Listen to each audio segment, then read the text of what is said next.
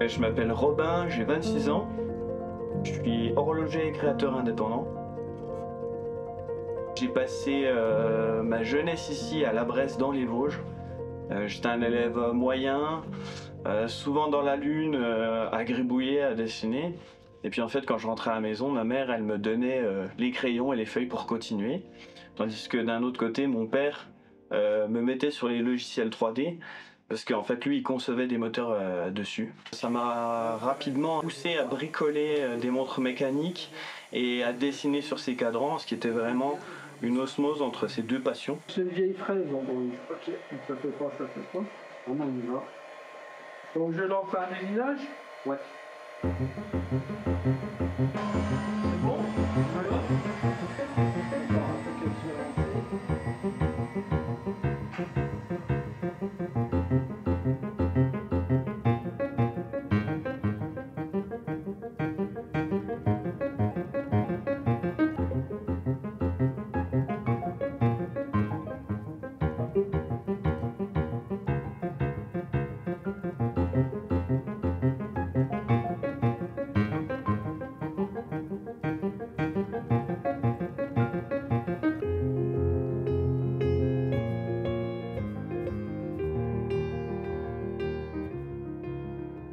J'ai voulu partir dans l'art, sauf que j'avais un dossier un peu trop fragile.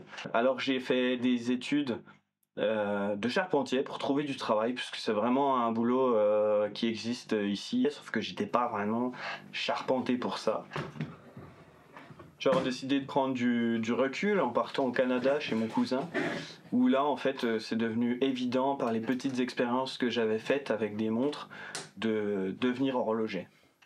Donc dès que je suis rentré, sans perdre un instant, en autodidacte, je me suis mis à faire des montres, en fait avec les machines de mon père qui n'étaient pas adaptées, puisque ça servait à faire des moteurs. Mais j'en ai fait 4 et ça a fonctionné.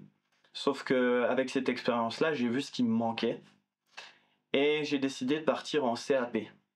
Et durant ce CAP, j'ai fait des stages en Suisse, en prototypie à la Chaux-de-Fonds chez Olivier Maury, où il m'a vraiment poussé en potentiel côté conception, où là j'ai vraiment pu me prouver à moi-même que j'aurais ma place dans ce milieu.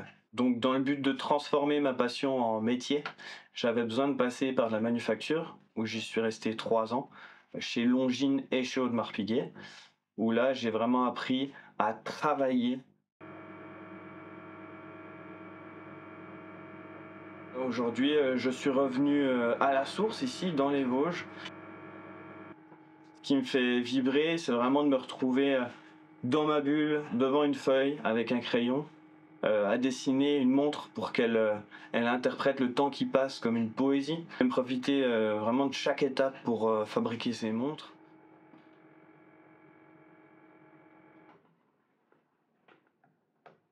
Je commence toujours par me poser en laissant la parole aux mains. C'est vraiment le meilleur moyen de composer avec ses émotions. Le trait loupé, c'est ce qui apporte l'idée. C'est vraiment le meilleur moyen de conceptualiser une idée de ma tête au monde réel.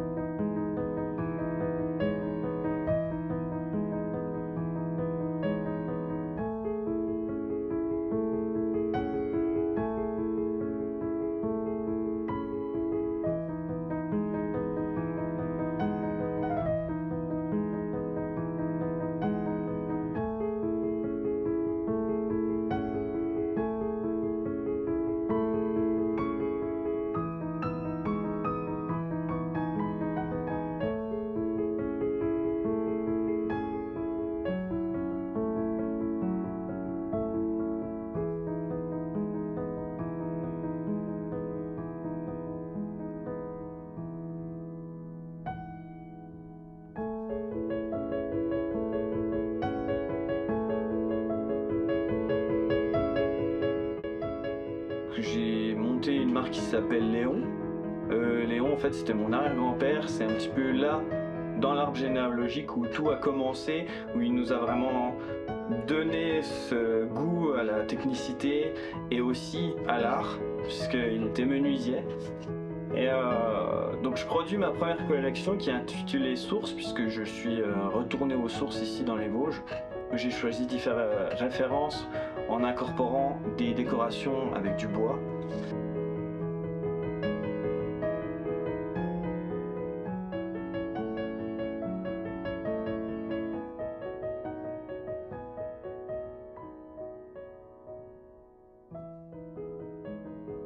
L'objectif c'était de créer des pièces sobres et élégantes.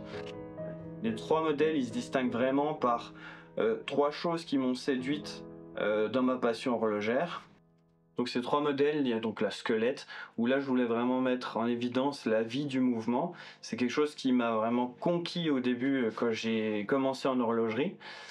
Il va y avoir la guillochée, donc c'est une technique horlogère particulière où on va avoir vraiment un jeu de lumière avec des géométries très rassurantes. C'est très élégant, il y a vraiment du brillant.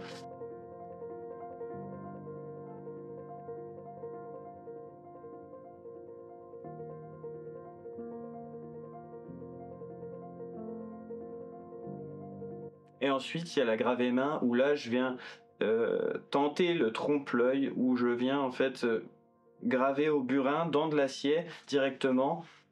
Je trouvais que c'était vraiment une technique très impressionnante. On voyait beaucoup cette décoration sur des anciennes pièces et j'ai énormément de respect pour ces graveurs et j'ai vraiment voulu tenter l'expérience aussi. Je trouve que ça donne beaucoup d'âme à la montre.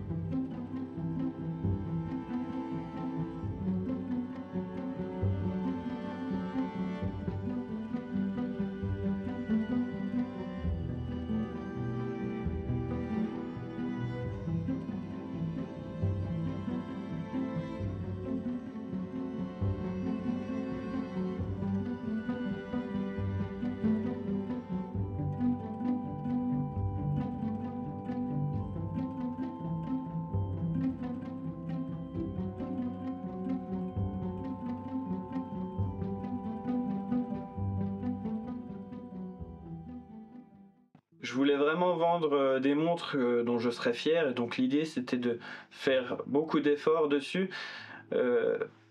Donc il y a différents aspects. Le boîtier il est fait en Zicral, c'est un aluminium, et il est recyclé d'une entreprise qui est pas loin, une entreprise d'usinage, où là on a une matière qui est super et qui était vouée à devenir du déchet, et pour autant ça en est devenu un boîtier qui est extrêmement résistant, où on a su le travailler efficacement.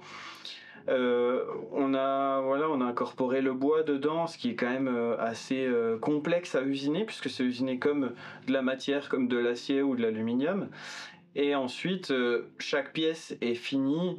La couronne, on va avoir de la finition main. Le boîtier est décoré à la main aussi. En ce qui concerne les fournitures, l'idée c'était d'aller trouver quelque chose qui soit fiable, où la méthode de travail était efficace. On pense tout de suite à la Suisse, mais c'est vrai que le Japon, ils savent quand même bien se situer sur le domaine horloger.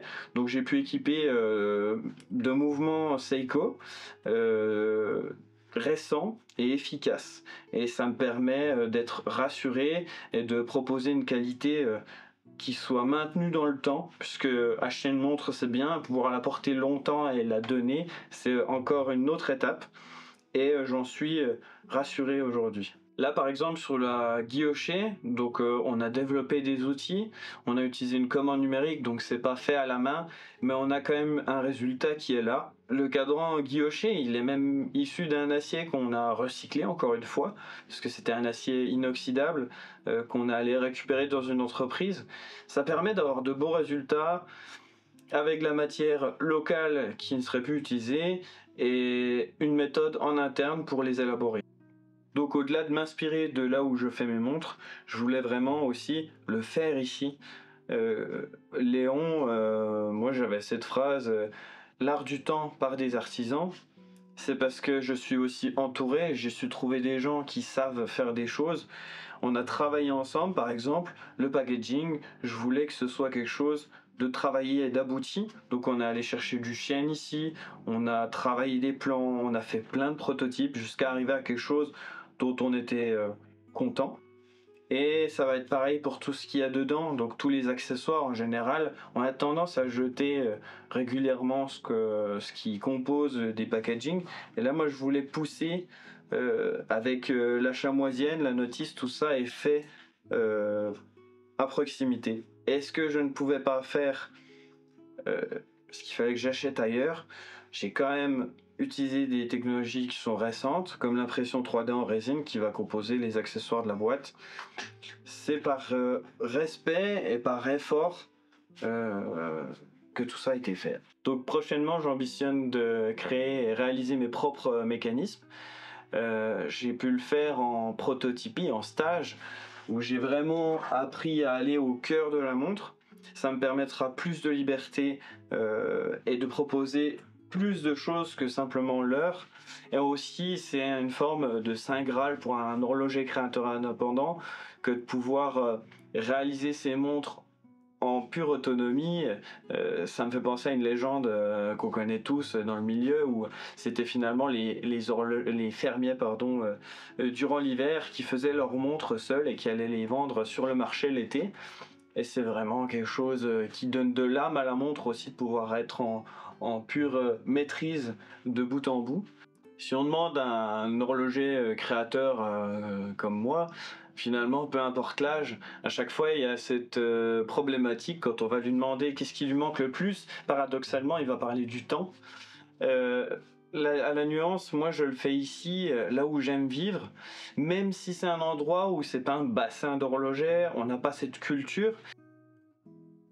Finalement ici c'est ma Suisse à moi, c'est vrai qu'il y a quand même de grosses ressemblances, et ce qui est génial ici c'est que je peux regarder à 360 degrés autour de moi, je peux respirer et m'inspirer de la nature qui m'entoure.